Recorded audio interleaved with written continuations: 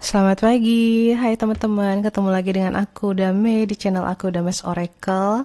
Selamat Lebaran, aku tahu ini udah telat banget ngucapinnya, tapi tetap aja aku ingin mengucapkan selamat Lebaran buat teman-teman yang merayakan, dan juga selalu aku sangat mengapresiasi untuk teman-teman yang masih ada di YouTube channel aku, walaupun aku jarang upload dan tapi tetap aku selalu akan upload walaupun aku nggak tahu kapan dan mungkin tidak konsisten. Buat teman-teman yang baru nonton channel aku, salam kenal, nama aku Dame. Aku di sini biasanya sharing tentang pengalaman atau buah-buah pikiran aku, dan beberapa video awal-awal aku bikin YouTube itu di tahun 2018 ya kalau nggak salah, itu banyak tentang Oracle card reading. Aku juga tetap akan mungkin baca Oracle di video-video di YouTube ini ke depannya, tapi nggak hari ini. Hari ini karena energi pemulihannya, eh, energinya masih banyak dipakai untuk pemulihan, aku jadi nggak reading dulu, dan aku juga tidak akan bikin energi update. Mohon maaf teman-teman ya untuk April ini. Aku memang ngerasa energiku banyak keluar untuk hal-hal lain gitu, untuk persiapan Lebaran, persiapan aku pentas nari nanti akhir bulan. Doain ya, semoga aku sehat dan pentas narinya lancar, amin. Jadi ya banyak banget banyak banget energi dan fokus yang uh, aku alokasikan ke hal-hal yang pada saat ini lebih penting. Tapi semesta tuh emang kayak gitu, dia tahu, Tuhan tuh maha tahu ya. Jadi pagi ini, sebagai ganti aku bikin energi update, aku akan bikin video morning talk aja seperti biasa ya. Seperti biasa yang dulu-dulu aku suka bikin. Jadi aku tuh walaupun nggak bikin video sama sekali, tapi ada dorongan yang terus konstan gitu ya. Konstan dari dalam tuh kayak didorong-dorong, bikin video tentang hal-hal yang buah pikiran yang mau kamu sampaikan, atau apa, pelajaran-pelajaran setiap hari yang kamu petik dari kehidupan, bikin aja gitu katanya. Jadilah aku bikin, cie. Kesannya sewot. Jadi sebelum aku mulai, mohon maaf kalau nanti di sepanjang video aku berdaham-daham kayak barusan, terus suaranya agak bindeng ya. Mohon maaf, dan mari kita mulai. So, di pagi hari yang cerah di sini jam 9, aku itu pengen membahas tentang kenapa sih sebenarnya kita tuh nggak perlu takut sama penilaian orang lain, dan tidak perlu tunduk, tidak perlu mengindahkan penilaian orang lain, omongan orang lain gitu ya. Kecuali kalau konteksnya adalah ujian atau sekolah, ya tentu kita harus refer kepada penilaian itu ya, kita harus mengacu kepada penilaian itu. Tapi di sini yang mau aku omongin adalah uh, kita sebagai manusia yang hidup bersama-sama gitu ya. Kadang-kadang kita sering gak enakan atas omongan orang. Nanti diomongin ini, nanti gimana kalau misalnya ternyata gue begini, dipandang sama orang begini. Alhamdulillah, aku dari kecil tuh sebenarnya nggak punya sifat itu ya. Dan orang tuaku ternyata juga tidak pernah menanamkan sifat tidak enakan itu ke aku. Itu alhamdulillah banget ya. Walaupun ibuku itu orangnya juga sangat uh, bisa dibilang timid ya, pemalu. Tapi mungkin karena dia orang Sumatera, dia nggak terlalu punya sifat nggak enakan itu. Jadi aku tumbuh besar sebagai anak yang nggak punya sifat nggak enakan. Bukannya aku kurang ajar, tapi aku merasa uh, apa adanya aja. Nah, growing up, beranjak dewasa, sifat itu aku adopsi dari lingkungan pekerjaan. Ya, karena pada waktu itu ya komunitas terbesar aku adalah, organisasi terbesar aku adalah pekerjaan kan. Di umur-umur awal 20-an, disitulah aku melihat, oh jadi kita harus begini ya, supaya kita dianggap baik sama orang, supaya kita dinilai baik sama orang. Dah, kemudian aku bertambah umur lagi, pindah-pindah pekerjaan lagi, dan mulai bekerja sama orang asing gitu. Sifat nggak enakan itu nggak efektif untuk dibawa ke perilaku, ke lingkungan pekerjaan yang sifatnya internasional. Apalagi kalau misalnya kita kerja sama bule, bule itu kan orangnya direct ya, ceplas-ceplos. Jadi kalau kita ngomong berputar-putar dan tidak enakan itu malah menghambat kinerja banyak orang dan jadinya em, ya pekerjaan mereka juga jadi tambah repot kalau kita nggak langsung to the point ngomongnya. Nah, terus akhirnya ya aku tidak lagi punya punya sikap itu aku lepasin karena menurut aku selain menghambat pekerjaan aku merasa hidupku lebih simple ketika aku to the point. Walaupun masih banyak nih di lingkungan aku yang kayaknya nggak terbiasa sama sifat to the point itu. Termasuk ada beberapa keluarga aku sendiri. Termasuk kayak kakakku juga merasa aku terlalu to the point gitu ya. Dan dia bilang aku mungkin sifatnya keras. Which is sebenarnya dia jauh lebih keras. Cuman kan kadang orang gak sadar. Well, anyway, kenapa aku bilang kamu gak perlu pusingin apa kata orang. Pertama, uh, penilaian orang itu sebenarnya sangat subjektif gitu. Jadi, aduh ini kok jadi melenceng ya. Yang tadi sifat nggak enakan, kemudian ke penilaian orang. Well, mungkin ada hubungannya. Semoga nanti teman-teman juga bisa menghubungkan itu ya. Tapi yang sebenarnya mau aku sampaikan adalah kenapa nggak usah pusingin apa kata orang dan penilaian orang lain. Jadi yang pertama, penilaian orang itu sangat-sangat subjektif teman-teman. Again, kecuali ini sifatnya sekolah atau tes masuk suatu institusi, ya itu kan ada standar yang harus mereka pakai untuk menilai kamu. Tapi kalau dalam bergaul, misalnya contoh, kamu dibilang sama teman kamu orangnya judgmental, nggak usah contoh gitu deh ya. Maksudnya ini terjadi sama aku sendiri. Jadi recently ada orang di circle aku yang menilai aku bahwa aku orangnya sangat judgmental. Dan inilah dimana pentingnya kita kenal sama diri kita sendiri. Ini nyambung-nyambung ya ke poin-poin lain. Ini sharing bebas aja. Dan kenapa setiap video aku selalu menekankan kenali diri kamu, kenali diri kamu sekenal-kenalnya, yaitu dengan dimulai dengan self-love sebesar-besarnya. Karena kalau kita nggak kenal siapa diri kita, bagaimana kita, sifat-sifat kita, kemudian kita nggak cinta sama diri kita, omongan-omongan orang itu sangat mudah kita ikutin dan sangat mudah bikin kita goyah. So, jadi ada satu teman ini bilang bahwa aku ini judgmental. Dan teman ini sudah berteman sama aku lebih dari 10 tahun ya. Jadi waktu itu kita agak ada berargumen, kemudian dia bilang aku judgmental.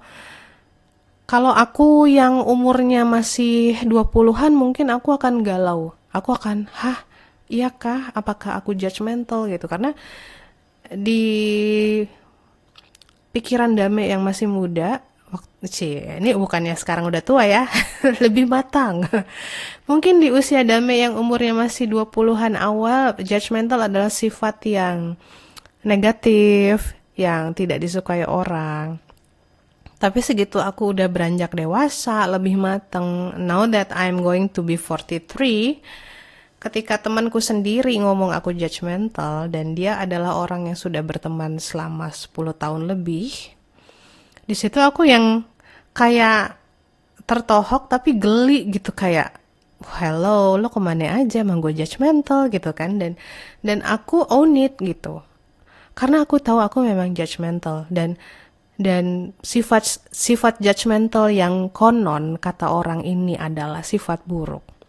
Aku tidak menolaknya di diriku, karena apa? Aku perlu sifat itu dalam kehidupanku sehari-hari gitu. Aku bekerja sebagai editor untuk film-film di Netflix, di Amazon gitu. Editor itu kan mencari kesalahan orang ya. Mencari kesalahan dalam tulisan penerjemahan.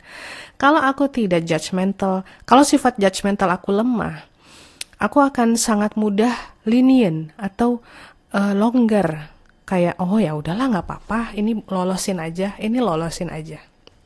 Dan itu terjadi sama beberapa rekan editor aku yang lain yang memang mereka sifatnya lebih longgar. Aku adalah editor terakhir di mana ketika aku sudah selesai kerjain pekerjaanku nggak ada lagi orang yang akan menilai. Nah disitulah kenapa judgmental aku itu harus gede.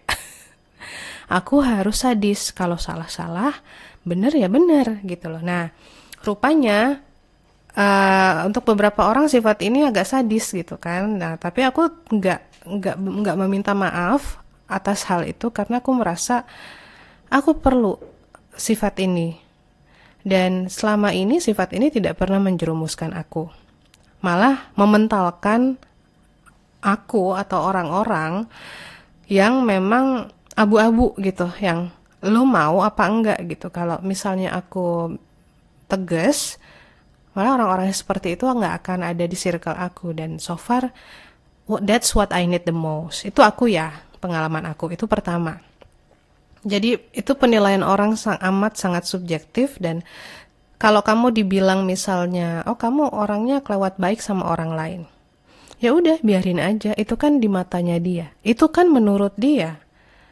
Banyak banget pasti di sekitaran kamu yang punya pendapat yang berbeda. Asal kamu tahu bahwa sifat kamu itu adalah sifat yang memang kamu bangga punya itu dan itu membantu kamu dalam kehidupan. Itu ya. Jadi waktu aku dibilang judgmental itu aku yang oh well ya sudah gitu. Kalau memang dia nggak bisa menerima pendapat yang menurut dia adalah judgmental, ya tidak usah dijalani juga pendapat aku. Dan tapi aku juga tidak akan meminta maaf atas statement aku yang menurut aku nggak pernah punya niat jahat memberikan pendapat.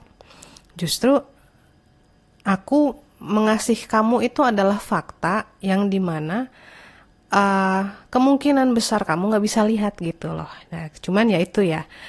The truth itu kadang menyakitkan dan kalau orang belum siap menerima itu, kadang ya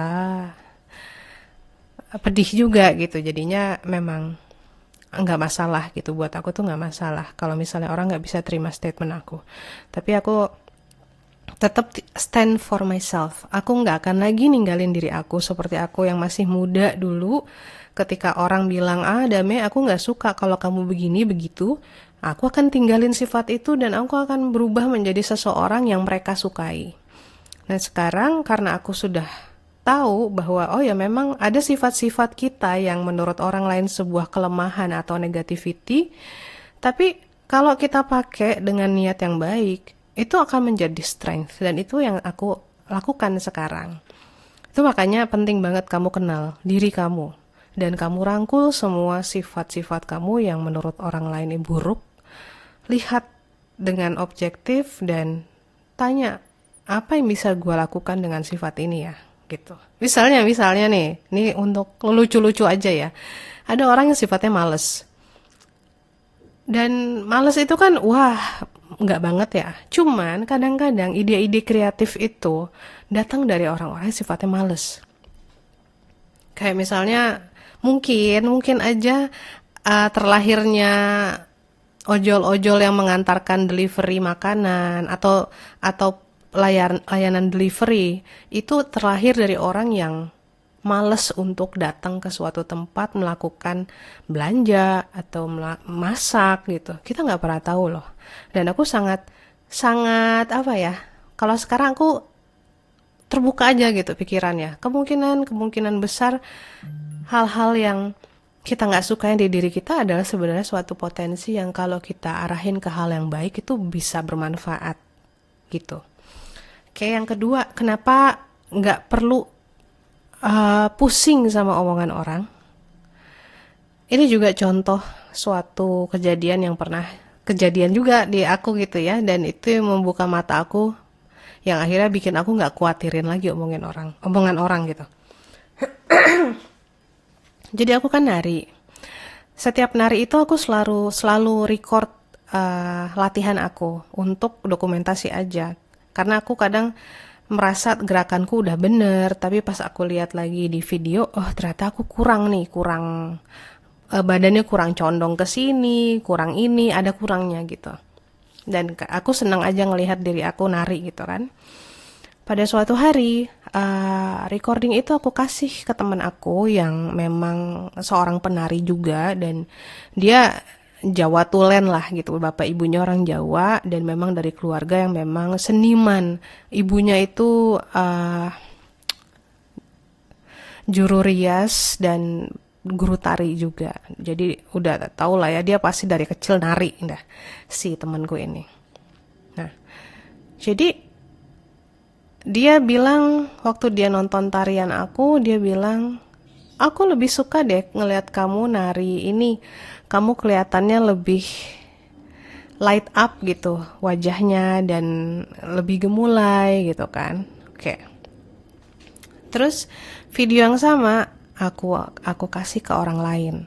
Dan orang lain ini bilang, "Oh, kayaknya kamu di sini ini ya kurang masuk sama musiknya, gini gini gini gini."